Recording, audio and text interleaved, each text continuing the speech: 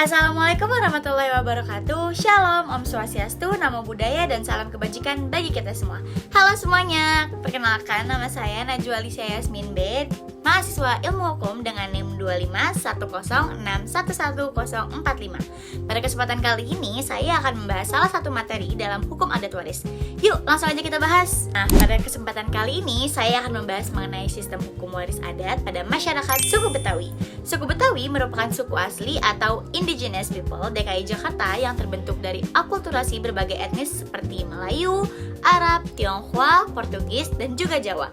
Perpaduan budaya tersebut melahirkan identitas masyarakat Betawi yang unik, termasuk dalam sistem hukum adatnya yang dipengaruhi nilai-nilai Islam dan juga kekeluargaan. Hukum waris adat Betawi adalah keseluruhan norma dan aturan yang mengatur perpindahan harta peninggalan, status sosial, serta tanggung jawab dari keluarga dari seseorang yang meninggal dunia kepada ahli warisnya. Dalam masyarakat Betawi, warisan tidak hanya dipahami sebagai harta benda, tetapi juga mencakup nama baik keluarga, kehormatan, dan kewajiban sosial dalam masyarakat. Berbeda dengan hukum yang tertulis, hukum waris adat Betawi hidup sebagai living law, yaitu hukum yang diwariskan secara turun-temurun melalui kebiasaan, musyawarah keluarga, dan keputusan tokoh adat atau ulama setempat. Oleh karena itu, proses pewarisan dalam adat Betawi sangat mengutamakan kerukunan dan silaturahmi keluarga. Hukum waris adat Betawi memiliki beberapa sifat yang khas. Pertama, bersifat kolektif komunal, karena harta tertentu seperti rumah dan tanah keluarga itu sering sekali dianggap milik bersama yang harus dijaga keberlangsungannya. Kedua, bersifat bilateral fleksibel, karena garis keturunan itu dihitung dari pihak ayah maupun ibu. Namun, dalam praktik pewarisan tanah dan rumah terdapat kecenderungan patrilineal, yaitu di mana anak laki-laki lebih diutamakan sebagai penerus keluarga.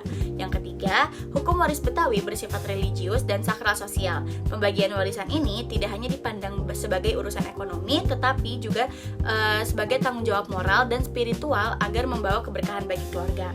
Selain itu, masyarakat Betawi juga banyak menyerap prinsip hukum Islam atau faraid. Misalnya, pembagian bagian laki-laki dan perempuan yang bisa saja berbeda.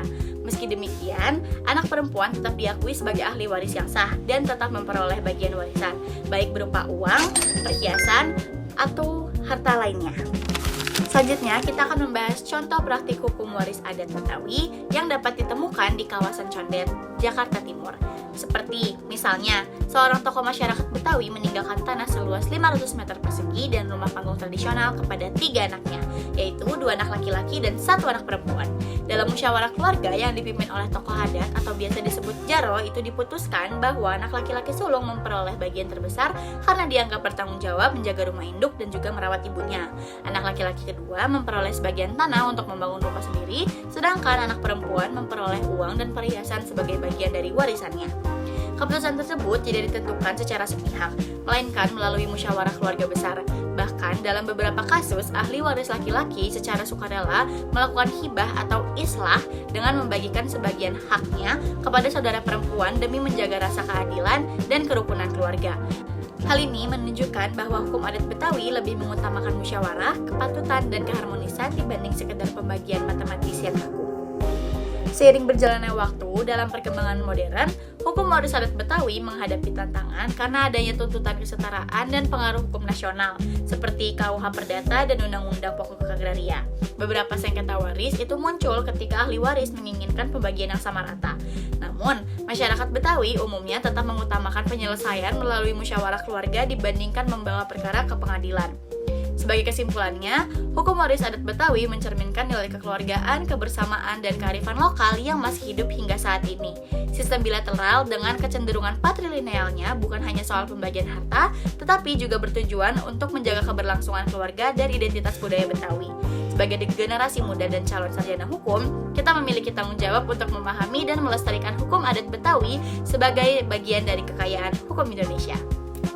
Saya Najwa Alicia Yasmin B, pamit undur diri. Mohon maaf apabila ada salah kata. Wassalamualaikum warahmatullahi wabarakatuh. Dadah!